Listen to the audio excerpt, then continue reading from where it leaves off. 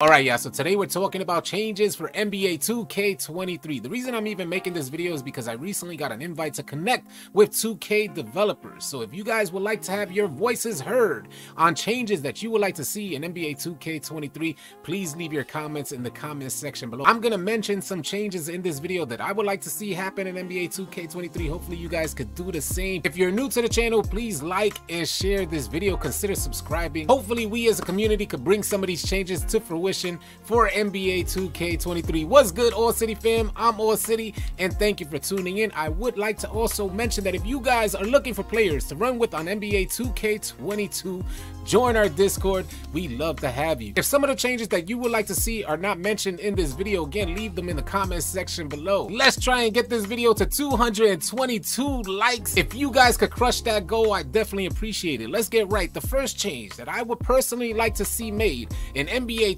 2K23 is 5v5 no squads. We need a rec no squads game mode. I know for a lot of you guys that like to play rec, but you don't have players to run with, and I constantly remind you, if you're looking for players to run with, join the Discord. You'll find players to run with, as we have over 17,000 members. But a 5v5 no squads game mode would be an absolutely great addition to NBA 2K23. A lot of folks out there don't have players to run with, so they try and go into the rec center. As it is right now, you can't go in there because you're running up against teams that are squatted up, going into rec, playing a 2-3 zone, trashing randoms. Although a lot of players feel like they take on that challenge to go up against a team, but it's almost guaranteed an L. And what happens for teams out there who are trying to go into the rec center, we're constantly having to face AIs due to players quitting out. And that's just a segue into the next thing that I would like to see changed in NBA 2K23. How do we get rid of AIs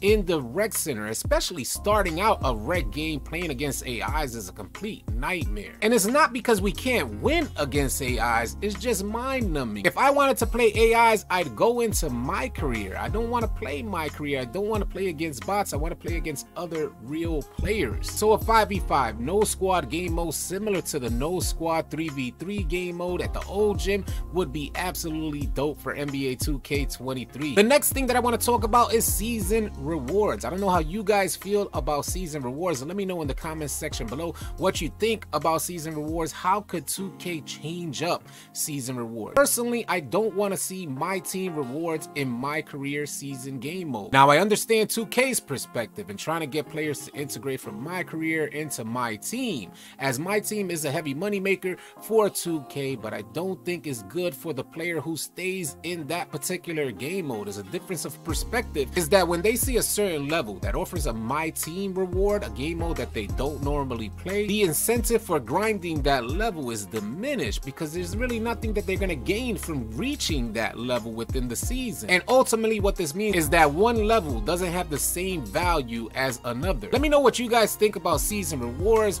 Should they be better? What can they incorporate into the season rewards to keep players on the game? Because I personally love season rewards. I just think they need to do better with the rewards that they're offering. And I understand this is the first run for 2K taking on seasons and season rewards and what they offer us. I just hope in 2K23 it can be rolled out a little bit better. And the next thing I want to talk about is the legend grind. As you guys know, if you've been following the channel, I hit legend multiple times over throughout the years playing 2K, but 2K22 was by far the easiest road to legend. And I think the legend reward matched the grind for 2K. A lot of players were heavily disappointed in receiving a parrot as their legend reward. Can 2K make the legend grind different in NBA 2K23? The homie J-Riz Twin mentioned that we could have different tiers outside of level 40 for players who really want to grind the game. Maybe 2K could implement something like that in 2K23, additional tiers for those true grinders out there. Goes without saying that there's going to be more legends in NBA 2K22 probably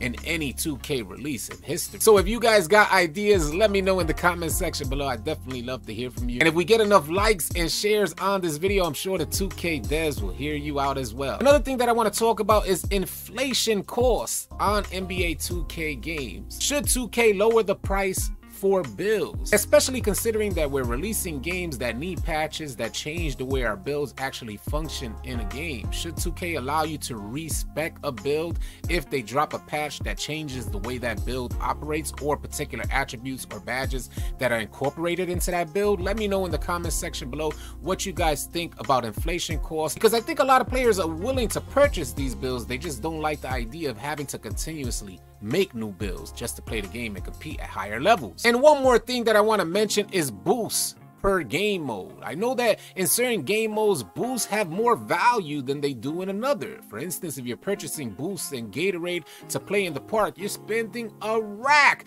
just to be able to compete. But your boost and your Gatorade has more value if you take those boosts and Gatorade into Rec and Pro-Am, longer games. In a park game, your boost and your Gatorade in a short 21 game doesn't have as much value. Maybe 2K will consider changing something in regards to boost, where like 2 or 3 park games take up 1 boost. That'll offset the differences in game modes in regards to boosts and Gatorade. Well, those are my thoughts on some of the changes that I would like to see implemented in 2K23. If you want to share your thoughts, put them in the comments section below. I'd love to hear from you. Hopefully you guys found this video helpful and or informative, and if you did, please consider dropping a like on the video. If you're new to the channel, please consider subscribing, as we intend to have a ton of 2K22 content coming your way. I'll catch you guys on the next video. Easy, y'all.